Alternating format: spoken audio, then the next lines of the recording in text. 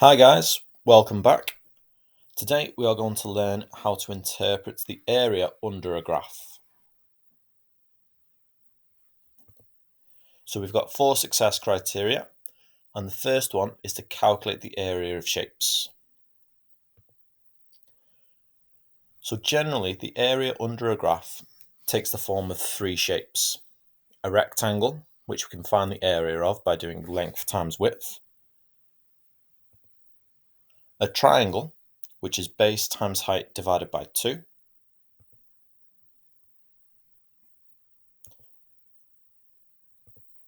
Or a trapezium. To find the area of the trapezium, we add together the parallel sides, we divide by 2, and then times by the height, or the distance between the parallel sides.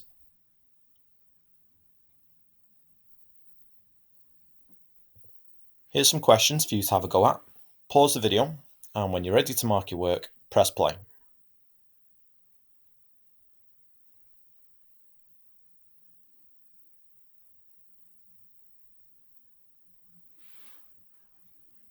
Here are your answers. So there's your green answers, and there's your amber answers.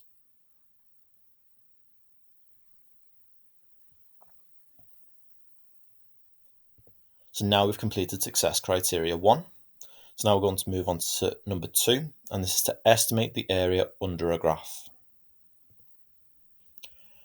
So for a velocity time graph, the area under the graph represents the distance travelled.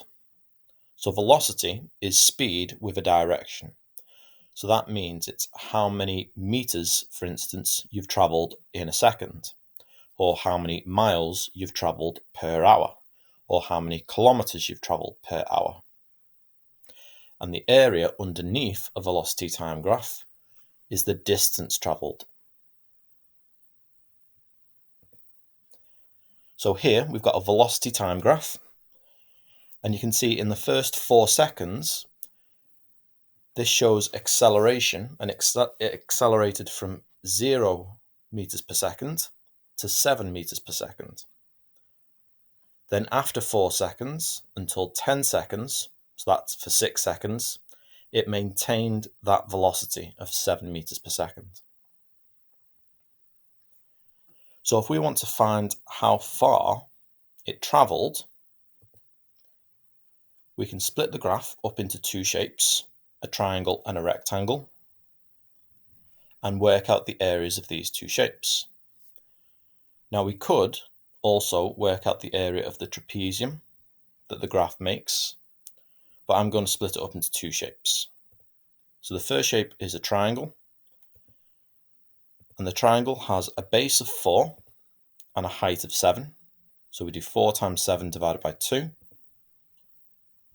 So in the first part of the journey, in the first 4 seconds, we travelled 14 meters. In the second part of the journey, so this rectangle has a length of 6 and a height of 7. So 6 times 7 is 42.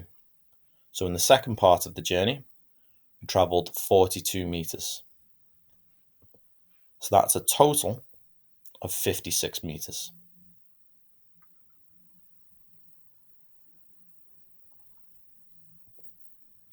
Here's some questions for you to have a go at. Pause the video, and when you're ready to mark your work, press play.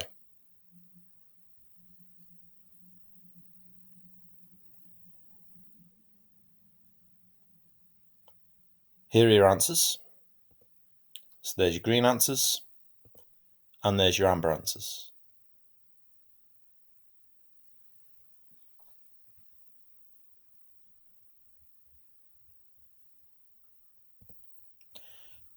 Now, most often, the acceleration of a velocity time graph isn't going to be constant. So that means it's not going to be a straight line. It'll be a curve.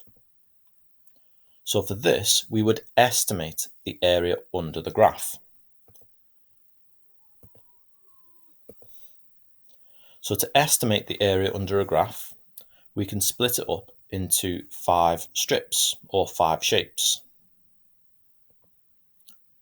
So I can split this area up into a triangle and then 4 trapeziums.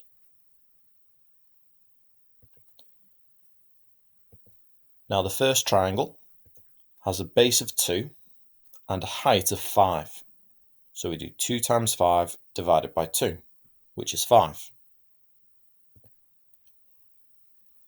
Then the second shape, the trapezium, we would add the parallel sides together, so that's 7 and 5, divide by 2, and then times by the distance between them. So that's 2. So the answer is 12. For the third trapezium, again, we do the same.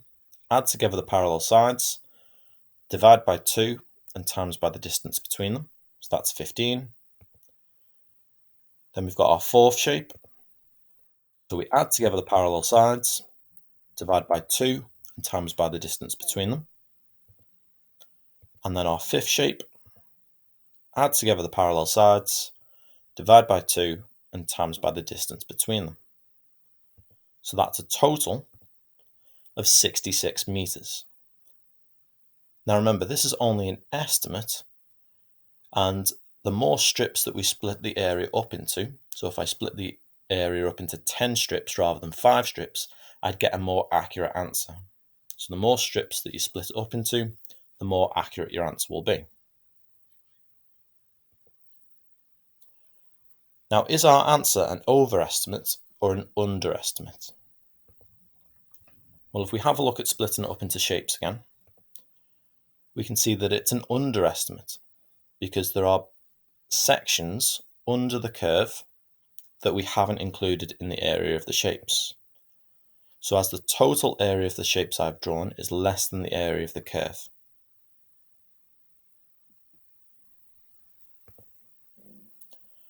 So if the shapes you draw go over the curve, then the answer will be an overestimate.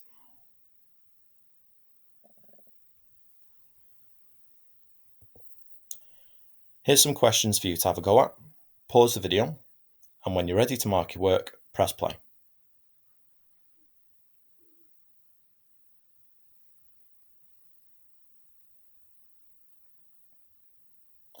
Here are your answers.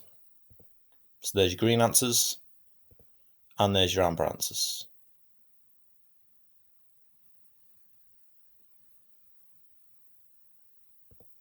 And now we've completed success criteria 2. So now we're going to move on to number 3, and this is to explain what the area under a graph represents. So the area under the graph represents the distance travelled. But why?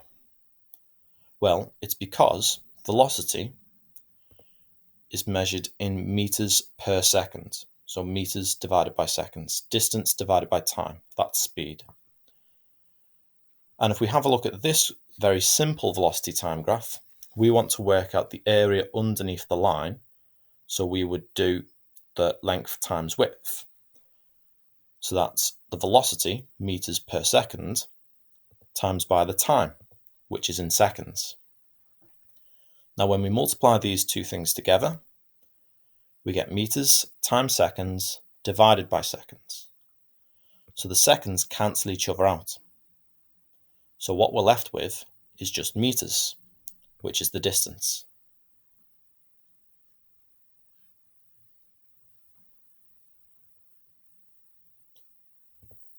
Here are some questions for you to have a go at. Pause the video, and when you're ready to mark your work, press play.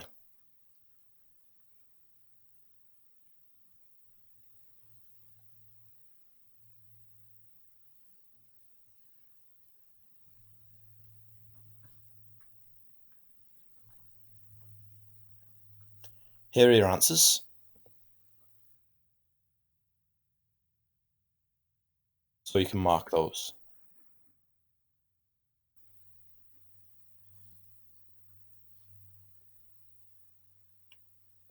Now we've completed success criteria 3, we're going to move on to number 4, and this is to apply to problem solving questions. So here is a speed time graph for a car journey. The car travelled 285 miles in t hours. So we want to work out the value of t. So we want to form an equation by working out the area under the graph. So we can split the graph up into 3 shapes. So the first shape is a triangle with a base of 3 and a height of 30. So we do 3 times 30 divided by 2, which is 45. The second shape is a rectangle with a length of 3 and a width of 30. So 3 times 30 is 90. And the third shape is a triangle. Now we'll call the base of the triangle x, and it has a height of 30. So x times 30 divided by 2, which is 15x. Now when we add all those together, we get 15x plus 135. And we know the area is 285. That's the distance. So we can say 15x plus 135 equals 285. And then we can solve it to find x. Subtract 135 and then divide by 15. So x is 10. So x is how many hours on from 6 hours it would take to get to t. So that means that t is 16. So the total journey time was 16 hours.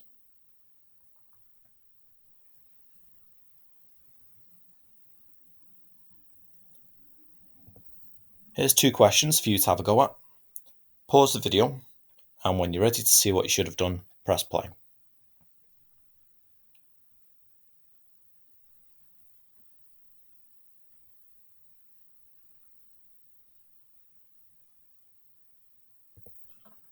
Okay, so in the green question, we want to calculate the distance covered by the runner in the first 8 seconds. So to do this, we first of all need to work out the maximum speed the runner got up to. So we can split the shape up into a triangle and a rectangle, and we'll call the maximum speed x. So the triangle has a base of 8 and a height of x. So we do 8 times x divided by 2, so that's 4x. And the rectangle has a length of 20 and a height of x, so that'll be 20x. And when we add those together, we get 24x. So 24x equals 300. Divide by 24. X, the maximum speed, is 12.5 meters per second.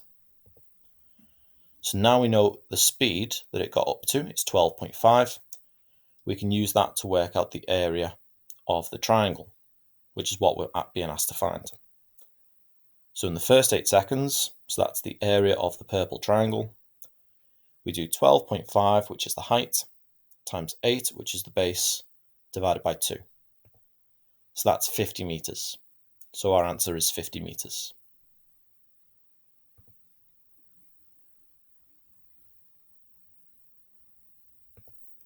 In the amber question, we want to find the value of s. So again, if we split the shape up into 3 shapes, the first shape is a triangle. So that's base times height divided by 2, which is 4s. The second shape is a trapezium.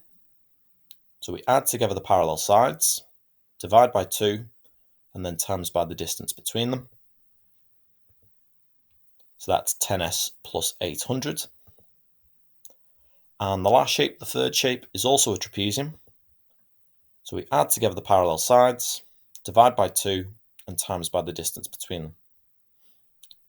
When we add all those together, we get 14s equals 980. And we know that's going to be equal to the total distance travelled, which we're told in the question is 1,330. So now we can just solve it to find s. So we subtract 980, divide by 14,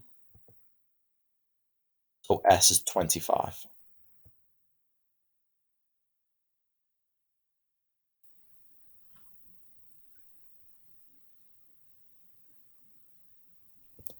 And now we've completed success criteria 4. So now that we've completed the last objective, it's time to end the video. Hope you enjoyed it. and I hope you see you next time. See ya.